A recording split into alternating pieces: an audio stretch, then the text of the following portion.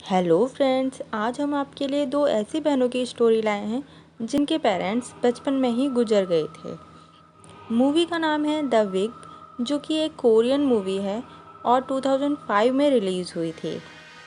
Parents के गुजर जाने के बाद बड़ी बहन जिहून ही सारी जिम्मेदारियां निभा रही थी और कुछ ही सालों बाद जिहून ने एक एक्सीडेंट में अपनी बोलने की शक्ति खो दी।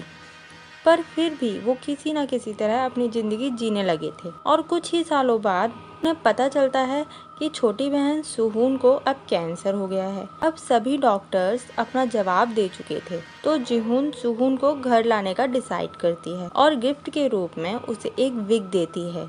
पर सुहून को वो विग पसंद नहीं आई और वो उसे फेंक देती है। पर अब जहाँ भी सुहून जाती उसे वो विग अपने सामने ही दिखता था और फाइनली वो उसे पहन लेती है और जैसे ही वो उस विग को पहनती है उसका कॉन्फिडेंस मैजिकली वापस आ जाता है और मिरर के सामने आके वो खुद को देखकर पहचान ही नहीं पाती। उसकी स्किन अचानक से अब ग्लो करने लगी थी और वो बहुत ही सुंदर लग रही थी और अब वो जिहून के बॉयफ्रेंड के साथ फ्लर्ट करने लगी थी और वो किसुक से कहती है कि अगर तुम्हें मेरी बहन अब पसंद नहीं आती तो मेरे बारे में क्या सोचना है। किसुक हैरान था कि सुहून कैसे अपनी ही बहन के सामने उससे फ्लर्ट कर रही है और जब किसुक अपने घर जाने लगता है तब हमें पता चलता है कि उन दोनों का अब ब्रेकअप हो चुका है। इधर सुहून बहुत खुश थी तो वो कुछ नई मेमोरीज कैप्चर करने के लिए कैमरा लेकर निकल जाते हैं और पिक्चर्स क्लिक करने लगते हैं। सुहून एक लड़की को उन दोनों की एक पिक्चर क्लिक करने को बोलती है और हम देखते हैं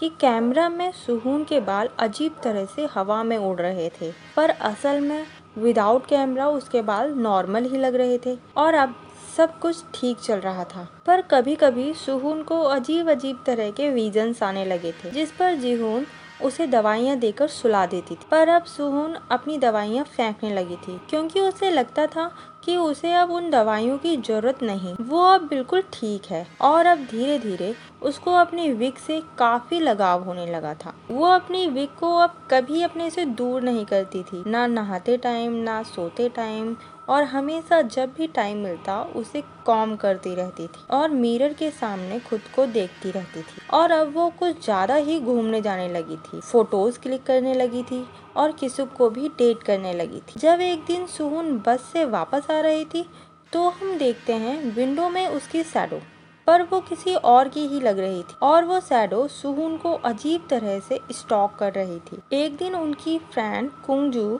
उनसे मिलने आती है और वो बहुत सैड थी क्योंकि उसे पता चला था कि उसका हस्बैंड उससे चीट कर रहा है और पूछने पर उसने सीधा उससे डिवोर्स ही मांग लिया और बातों ही बातों में वो सुहून की विग पहन लेती। आज ही सुहून ने अपनी विग उतार कर रखी और वो विग पहनते ही कुंगजू पर भी बिल्कुल वैसा ही असर होता है जैसा सुहून पर हुआ था। वो अचानक से बहुत सुंदर लगने लगी और उसकी एज भी बहुत कम लग रही थी। कॉन्फिडेंस वापस आ गया था और उस विग को पहनकर ही वो अपने हस्बैंड से मिलने जाती है।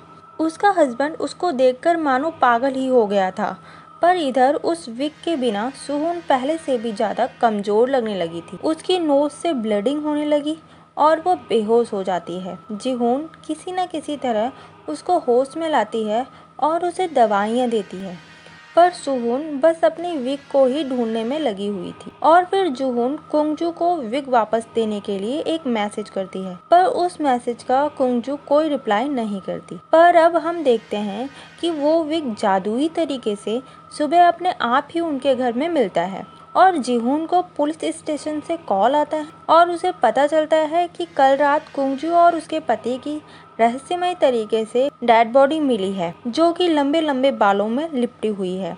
क्योंकि कुंगजू की कॉल डिटेल में लास्ट कॉल जिहून का था, इसलिए उसे पुलिस स्टेशन बुलाया जाता है।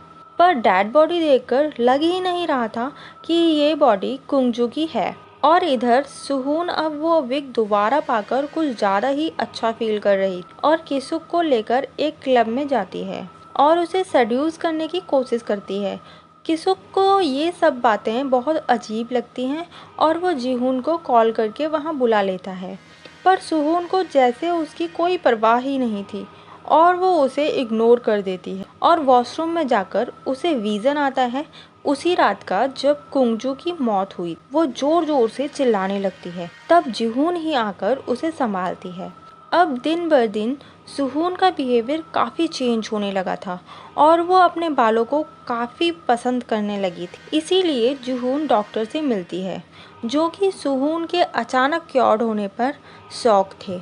डॉक्टर जुहून से कहते हैं वो सभी विजन्स उसकी दवाइयों के साइड इफ़ेक्ट हो सकते हैं। सुहून की मेडिकल रिपोर्ट्स और सभी रिजल्ट्स बहुत अच्छे हैं और चिंता करने की कोई ज़रूरत नहीं, वो रिकवर कर रही है। अब जुहून की लाइफ भी बहुत बदल रही थी और उसे कोई मेंटल सपोर्ट करने वाला भी नहीं था, क्योंकि किसुक अब उससे प्यार नहीं करता था और इसी का फ़ायदा उठा के सुहून उसे सेड्यूस करने की कोशिश करती है।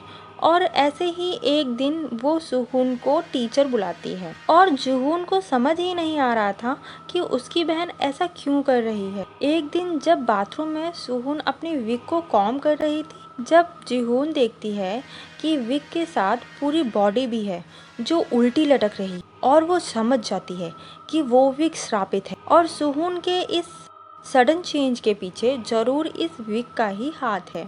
वो तुरंत उस विग को डिस्ट्रॉय करने की कोशिश करती है और एक सीजर से उसको काट देती है। पर जैसे ही जिहून उस विग को काटती है, सुहून की तबीयत बिगड़ने लगती है, उसे खून की उल्टियां होने लगती हैं और उसे जल्दी जल्दी हॉस्पिटल ले जाते हैं। और टेस्ट करने पर पता चलता है कि उसकी बीमारी अब वापस आ चुकी है और उसकी उम्र भी बढ़ रही है। किसुक हॉस्पिटल में सिहून से मिलने आता है, तब सिहून उसे अपना कैमरा देकर उसकी रील्स को डेवलप करने को बोलती है और उसी टाइम उसे एक विजन आता है कि उसके फोरहेड से सारी गोलियां निकल रही हैं। वो अपनी दवाइयां दोबारा से फेंकने लगी थी और अचानक से वो हॉस्पिटल से गायब हो जाती है। सभी उसे ढूंढने लगते हैं और अब जिहून भी प्रॉब्लम की जड़ तक पहुंचना चाहती थी। वो जानना चाहती थी कि वो आत्मा उनसे अब क्या चाहती है। फिर वो उस दुकान में जाती है जहां से उसने वो विग ली थी और वहां से उसे पता चलता है कि वो विग जिस ब्रांड का है वो मरे हुए लोगों के बालों से विग बनाते हैं। ऐसे ही एक दिन विग बनाते हुए उसके ओनर की डेथ हो गई थी और उसकी बेटी अचानक से गायब हो गई और अब वो फैक्ट्री बंद पड़ी है। जिहून उनसे तुरंत एड्रेस मांगकर उस फैक्ट्री में जाती है जहां उसे वो गायब लड़की मिलती है, जो उसे बताती है कि उस विग को बनाते टाइम ही उसके फादर की डेथ हुई थी और उन्होंने मरने से पहले बोला था कि वो विग जिंदा है। उन बालों को किसी मरे हुए इंसान से नहीं, बल्कि एक जिंदा लड़के के सर से काटा गया था और वो लड़का हीजू था, उसका बैचमेट, और वो उसी कॉलेज में पढ़ता था जहाँ किसुक कभी टीचिंग करता था। हीजू एक गे था और इसी वजह से बाकी सभी लोग उसे चिढ़ाते रहते थे। किसुक उसे पसंद करता था और धीरे धीरे उन दोनों में प्यार हो गया और हीजू किसुक के लिए पागल सा हो गया था। और कुछ टाइम बाद किसुक की फ्रेंडशिप जिहून से हुई और किसुक उसके प्यार में पड़ गया और अब हीजू के साथ उसकी हेल्प करने के लिए कोई नहीं था, जिससे दूसरे लड़कों को मौका मिला और उन्होंने हीजू के बाल काटकर उस कंपनी में दे दिए।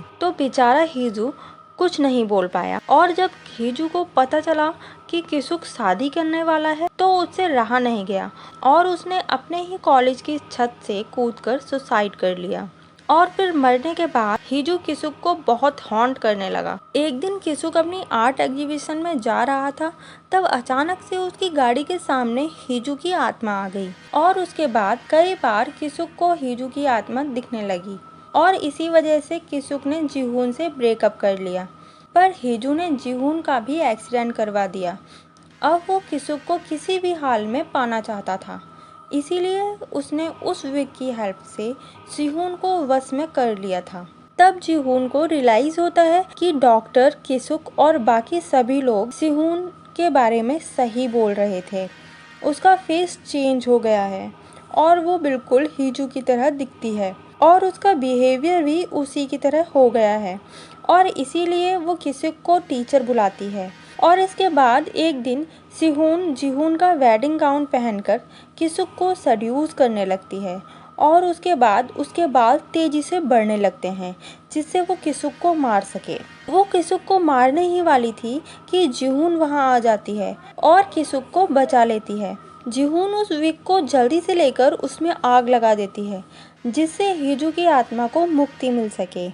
पर इसके बाद भी वो सुहून को देखती है कि उसके बाल बढ़ रहे हैं और वो काफ़ी हेल्दी लगने लगी है। तो जिहोन उसे एक कमरे में बंद कर देती है और किसुक को बचाने के लिए वो कैमरा से सुहून को मारने लगती है और मार मार के उसकी जान ले लेती है। और सिहून के मरने के बाद डॉक्टर का एक वॉइस मैसेज जिहोन को आता है कि सुहून कुछ दिनों से अपनी दवाइयाँ फेंक रही है, जिसकी वजह से उसके बाल वापस आ सकते हैं और उसका चेहरा भी हेल्दी लग सकता है और ऐसा लगेगा कि सुहून ठीक हो रही है। पर कैंसर अंदर ही अंदर बढ़ता रहेगा, इसीलिए उसे जल्दी से जल्दी हॉस्पिटल लाना होगा।